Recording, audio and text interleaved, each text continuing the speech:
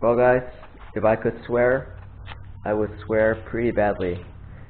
So here's the new bike, there's the old bike. The old bike's pretty much I kind of ruined the front wheel. So no matter what I do, I need to do it on the new bike. But as you can see, the frame of the new bike is pretty large, and this is from some preliminary measurements. I'm kind of certain that the generator, after it's disassembled, will actually fit there. So also you can hear the cat going crazy in the background. But here's the issues. Like, this bike is so difficult to put together. I don't understand why it's so difficult to put together. First problem was the front wheel was just ridiculously difficult to put on there. You have to take one of the lock nuts out, and I left the other lock nut on because I couldn't just take it out. It's like impossible to take it out. I guess I needed, in retrospect, I needed a wrench, but anyway, I just left it on there, and I was able to eventually fit it on there. That took such a long time to do. The handlebars, I didn't make them like they're supposed to actually stick up this way, but I put it swept back because it has more of a road style look to it this way. Now here's the really bad part. So this bike came with the wheel attached, and the derailleur arm was bent. I'm pretty sure it was not supposed to be bent that way. So right away, just pushing the bike, the derailleur would just jam right into the spokes. Luckily, it didn't damage the spokes or anything like that. It was a really light push before I figured out that the derailleur was bent. So it took me literally forever to bend that derailleur back into, bend it at least straight enough where it doesn't jam into the actual rims, the spokes of the bike. Yeah, that was really annoying.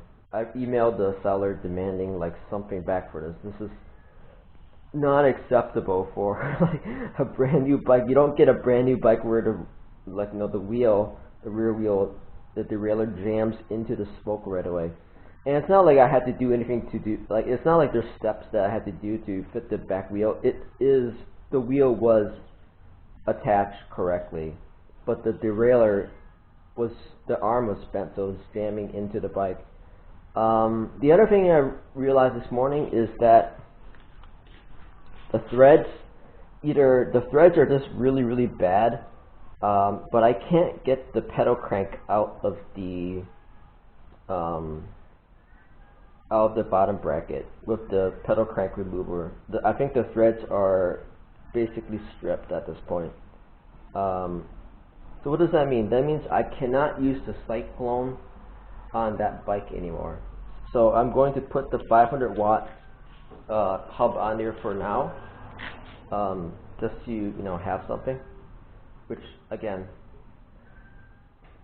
kind of sucks. Either it's just the quality of the obviously the bottom bracket of the pedal cranks, but yeah, that really sucks. I can't put the 500 watt on there, or I can't put the Cyclone on there, so it's not a 3000 watt system anymore. So that's okay.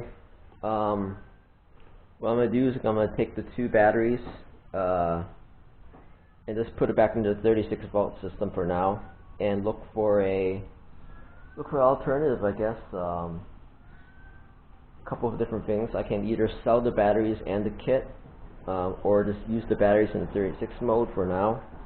So, and then also there's a controller that I wanted to try for the 500 hub.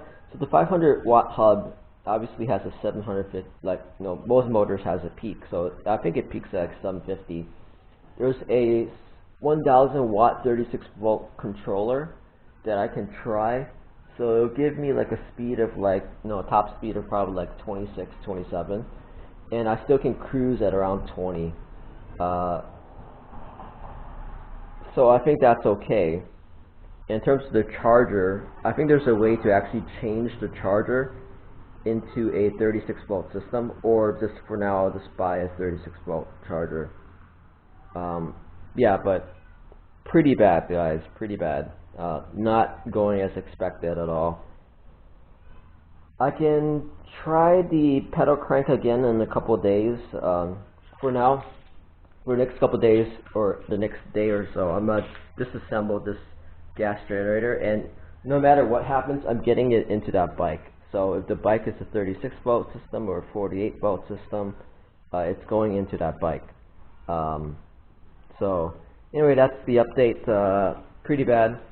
The bike itself, the look, I like the look of the bike itself. And obviously, I'm not going to leave that fender painted like that. It's either going to come off. It probably is going to come off because imagine there's be quite a rattle. I don't know if it's come off. It's nice to have fenders, especially when it's wet. There's also front ones as well, and I think it's pretty sturdy. And I can Loctite it a little bit, obviously, just to make sure everything stays on. But obviously, it's not going to be painted that way. It's going to be painted somewhere else, something else. I'm thinking a Ducati style, but it's black already, so maybe I'll do like a Fireblade Honda style instead. So like, but white would be nice in the midsection for like with the Ducati style, so that it reflects the sun. Black is going to absorb a lot of the energy from the sun and heat the battery, especially now that it's getting a lot warmer.